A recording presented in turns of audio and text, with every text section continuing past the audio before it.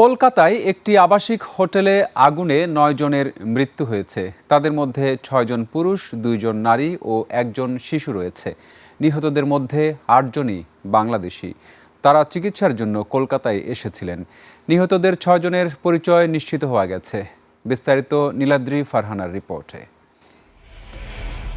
ভোররাতে কলকাতার new market এলাকায় ফ্রি স্কুল স্ট্রিটের শিখা ইন আবাসিক হোটেলে ভয়াবহ আগুন লাগে। তখন হোটেলের অধিকাংশ মানুষ ছিলেন গভীর ঘুমে। ধোঁয়ায় অনেকের শ্বাসকষ্ট শুরু হয়। কেউ কেউ বের হতে পারলেও কয়েকজন ঘুমের মধ্যেই প্রাণ হারান। এই ঘটনায় এখন পর্যন্ত ৯ জনের মৃত্যুর খবর পাওয়া গেছে। আগুন ছড়িয়ে পড়ে অন্তত 4টি ঘরে। চিৎকার চেঁচামেচি শুনে ঘুম ভেঙে যায় হোটেলের বাসিন্দাদের। আগুন দ্রুত আশেপাশের এলাকায় ছড়িয়ে পড়ার সাথে সাথে হোটেলের কক্ষগুলো ঘন কালো ধোঁয়ায় ভরে যায়। এতে হোটেলের বাসিন্দা আতঙ্কিত হয়ে দিক বিদিক ছোটাছুটি করেন। জীবন বাঁচাতে হুড়োহুড়ি করে বাইরে বেরিয়ে আসার চেষ্টা করেন। তবে ধোঁয়ার কারণে হোটেল থেকে বের হওয়ার সুযোগ পাচ্ছিলেন না তারা। অনেকেই জ্ঞান হারিয়ে ফেলেন।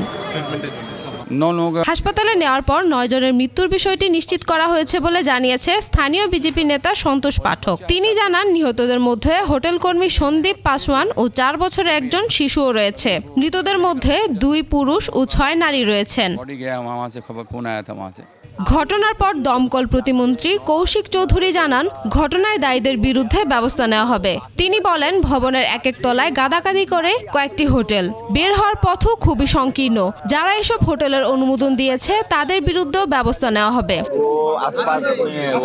হোটেলটির 2টি গেট থাকলেও একটি বন্ধ ছিল বলে অভিযোগ উঠেছে। আবাসিকদের অভিযোগ, ফায়ার অ্যালার্মও বাজেনি। সংকীর্ণ পথ পেরিয়ে বের হওয়ার জন্য মাত্র একটি লোহার সিঁড়ি। ফলে আগুন লাগার পর দ্রুত বের হওয়ার সুযোগ পাননি অনেকেই। হোটেল মালিক ও কয়েকজন কর্মী বর্তমানে পলাতক বলে জানা গেছে। কয়েকজনকে আটক করে জিজ্ঞাসাবাদ করছে পুলিশ।